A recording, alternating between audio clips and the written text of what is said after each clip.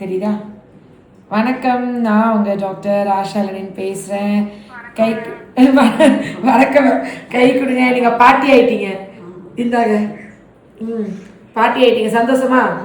Okay. வணக்கம். ஏண்டா தங்கம் லைனில் இருக்கேடா? சரி, அம்மா வாயிட்ட வாழ்த்துக்கள். எனக்கு வந்து ரொம்ப ரொம்ப சந்தோஷம்டா.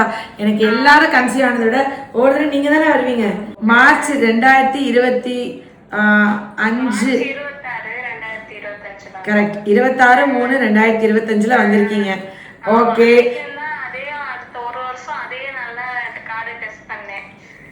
ஓ அப்படியா? கரெக்டா அதே நாள் கார்டு டெஸ்ட் பண்ணியா? யூஸ்வலா நான் ஏன் இப்போ நான் லைன்ல வச்சுட்டு பேசுறேன்னா, என்னன்னா இவங்களோட கணவருக்கு வந்து எசோஸ்பர்மியா இருந்துச்சுங்க, விந்து 0வா இருந்தது. இந்த மாதிரி தெரிஞ்ச உடனே பல பெண்கள் அப்படியே பிரச்சனையை பண்ணி டிவோர்ஸ் பண்ணிடுறாங்க. அப்படி இருக்கிற காலத்துல கல்யாணம் ஆகி 2 வருஷம் கழிச்சு இவங்க என்ன ட்ரீட்மெண்ட் வந்தாங்க. இப்போ வந்து உங்களுக்கு கல்யாணம் ஆகி 3 வருஷம் ஆகுதாடா? இதோட 3 வருஷம் ஆகுது. நீங்க இப்ப இருக்கிறது வெளி ஊர்லயா வெளிநாட்டுலயா? வெளி ஊர்ல இருக்கீங்க. சரி, ஓகே, பரவாயில்ல, ஊர் பேர்லாம் சொல்ல வேணாம். நீங்க வந்துட்டு இவங்க கணவருக்கு வந்து 2 சைடு விந்து வர பாதையில அடைப்பு இருந்துச்சு. அதனாலதான் உயிரணுக்கள் இல்லை, மிச்சப்படி பெரிய குறை இல்லை. ஆனா அந்த நீங்க வந்து ஒரு மனைவியா நீங்க வந்துட்டு என்கிட்ட இவங்க வரும்போது 26 வயசு, இப்போ ஆல்மோஸ்ட் 27 வயசு இருக்கும். கல்யாணம் ஆனது 24 வயசுல கல்யாணம் ஆயிருக்கும். அப்ப இல்லையடா? உன்ன மாதிரி ஒரு மனைவி கிடைக்க உங்க வீட்டுக்காரர் கொடுத்து வச்சிருக்கணும். ஏன்னா உன்னோட மாமியார்லாம் வந்து ஒவ்வொருத்தரையும் கண்ணீரோட எப்படியா ஒரு வாரிசு வந்துருமான்னு நினைச்சு ரொம்ப கவலையோட அப்படியே எல்லாத்துலேயும் பயங்கர எமோஷனலாக அவங்க சிந்தின கண்ணீரும் அவங்க கும்பிட்ட கடவுளும் அவங்க வேண்டின வேண்டுதல் தான் கடவுளை நீ கேட்டிருக்காரு. சத்தமா சொல்லுங்க, அப்படி எல்லாருக்கும் கேட்கணும். முருகனோட அருள் கிடைச்சிருச்சு. என்னன்னா இவங்களோட கணவருக்கு வந்துட்டு விந்து உயிரணுக்களே இல்லை அப்படின்னோடனே இதை பார்த்துட்டு இதுக்கு வைத்தியம் பார்த்து அவரை குணம் பண்ணி அவரோட சேர்ந்து வாழ்ந்து காமிக்கின்ற பொறுமை இல்லாத பெண்கள் ஃபுல்லாக இதை உடனே இந்த அசிங்கப்படுத்தி இந்த ரிப்போர்ட்ஸை வெளியே காமிச்சு அந்த பையனையும் நோகடிச்சு அந்த குடும்பத்தையும் ஒன்றும் இல்லாமல் காலி பண்ணி டிவோர்ஸ் பண்ணிட்டு போயிட்டே இருக்காங்க. நீங்கள் டிவோர்ஸ் பண்ணுறது பரவாயில்ல, இந்த மாதிரி ஆனவுடனே நீங்கள் ரொம்ப அந்த ஒரு குடும்பத்தை சிதைச்சிடுறீங்க. நிறைய கேர்ள்ஸ் இந்த காரணத்தை கண்டுபிடிச்சி ஏன் உயிரணுக்கள் இல்லைன்னு கண்டுபிடிச்சி அதை குணம் பண்ணி அதே கணவருக்கு மாசமாக இருக்கிற இவ தான் வந்து உண்மையான ஒரு மனைவி. நீ வந்துட்டு உண்மையாவே உன்னோட காதலையும் காப்பாற்றி உன் கணவரையும் நீ காப்பாத்திருக்கடா.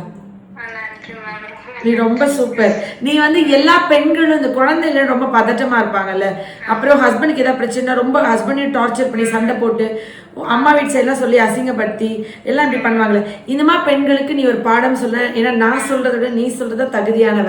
நான் வந்து கேமரா கிட்ட உன்னுடைய மொபைலை வைக்கிறேன், நீ என்ன பேசணுமோ அவங்க கிட்ட பேசு. எல்லாருக்கும் ஒரு அட்வைஸ் பண்ற மாதிரி சொல்ல. என்ன சொல்வ? என்ன அது எவ்வளவு குறை இருந்தாலும் அதை நம்ம முழு மனசு வச்சு அதை ட்ரீட் பண்ணணும். ஓகே, நம்ம கரெக்டா அது எதனால அந்த ப்ராப்ளம் இருக்குன்னு தெரிஞ்சுக்கிட்டு அது வழியா ட்ரீட்மெண்ட் பண்ணோம்னா கண்டிப்பா சரியாயி குழந்தை இருக்கும். கண்டிப்பா உனக்கு வந்து உன்னோட ஹஸ்பண்டோட குழந்தையே வேணும், நான் விந்து தானம் வாங்கி மாசம் வாங்கிக்க மாட்டேன், அவர் பிள்ளைதான் வேணும்னு நீ நினைச்சல?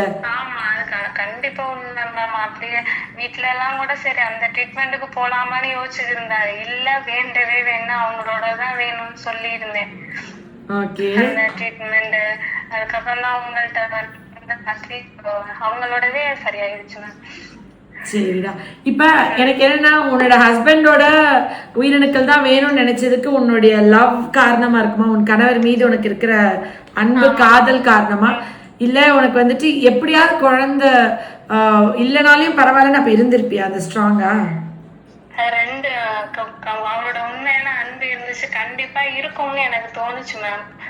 அது கண்டிப்பா அவங்களோட தான் இருக்கும் நம்பிக்கை இருந்துச்சு. இப்ப வந்து நீ ஜெயிச்சிட்டல, ஒரு மனைவியா ஒரு அம்மாவா நீ ஜெயிச்சிட்ட. ஆமா. சரிடா, ரொம்ப சந்தோஷம். எப்படி ஃபீல் பண்ற இப்ப? ரொம்ப சந்தோஷமா இருக்கேன். உன் வீட்டுக்காரர் என்ன சொன்னாரு? Okay ma'am. உன்னோட வீட்டுக்காரர் என்னடா சொன்னாரு உனக்கிட்ட? அவங்க ரொம்ப சந்தோஷமா இருக்காங்க. ஓகே, அவர்கிட்ட இல்ல அவர் வந்து உனக்கு தேங்க் பண்ணாரா? நீ வெயிட் பண்ணனாலதான் இன்னைக்கு இது நடந்தது, என் குழந்தைய நீ சுமக்கிறதுக்கு வாய்ப்பு கொடுத்துட்ட, தேங்க்யூ சொன்னாரா இல்லையா? அவங்க போனதுனாலதான் சரியா இருக்கு அப்படின்னு சொன்னாங்க. அப்படி இல்லடா, இந்த ட்ரீட்மெண்ட்டே நான் இப்போ இந்த ட்ரீட்மெண்ட் சூப்பர், இந்த மருந்து சூப்பர், எல்லாம் ஓகே. ஆனால் ஒரு மனைவியா நீ உன் ஹஸ்பண்டுக்கு ஸ்ட்ரெஸ் கொடுக்காம அவரை வந்து நிம்மதியா இருக்க விட்ட, அவருக்கு மருந்து சாப்பிட டைம் கொடுத்த, நீ வந்துட்டு அவரை பொறுமையா ஹேண்டில் பண்ண, அவரும் சாப்பிட்டு குணமாய். இப்போ நீ இந்த சான்ஸே கொடுக்காம ரொம்ப டென்ஷனாகி பதட்டமாய் டக்கு நீ வேற ஏதாவது முடிவு எடுத்திருந்தா இந்த ஃபேமிலி என்னைக்குமே நீ திருப்பி இதே மாதிரி இந்த ஃபேமிலியை கொண்டு வர முடியாதுல்ல. ஸோ ஒரு பெண்ணா நீ ஜெயிச்சுட்டுன்னு நான் சொல்ல வரேன். உன்னோட பொறுமை, உன்னோட அனுசரணை, உன்னோட அன்பு, உன்னோட காதல் வெற்றி பெற்றிருக்கு. சரிடா, நீ நல்லா இருக்கணும், ஹாப்பியா இருக்கணும், தீர்க்க சுமங்கலியா இருக்கணும், உன்னோட கனவுகள்லாம் நிஜமாகணும், உனக்கு உலகம் போற்றும் பிள்ளை பிறக்கணும், உன் குழந்தை எந்த குறையும் இல்லாம இருக்கணும் நான் ப்ரே பண்ணிக்கிறேன், பிளஸ் பண்றேன். சரியா? சரிடா, ஓகே. இன்னைக்கு வந்து ஒரு பெரிய பாசிட்டிவ் நோட்ல எனக்கு ரொம்ப சந்தோஷமா இருக்கு. அண்ட் வந்து இந்த மாதிரி குழந்தை இல்லை அப்படின்னு சொல்லிட்டு ஆணுக்கு பிரச்சனை இருந்தாலும் சரி, பெண்ணுக்கு பிரச்சனை இருந்தாலும் சரி, அன்போடு அந்த பிரச்சனையை தீர்த்து வாழ்ந்து காமிக்கிறது தான் வீரம். பிரிஞ்சு போய் 100 காரணம் சொல்றது பெரிய விஷயம் இல்லை. அந்த காரணங்களை, குறைகளை கூட அன்புனால ஜெயிக்கணும்னு நான் கேட்டுக்கிறேன். Love you all. நன்றி. தேங்க்யூடா. Thank you so much. நல்லா ஹாப்பியா இரு.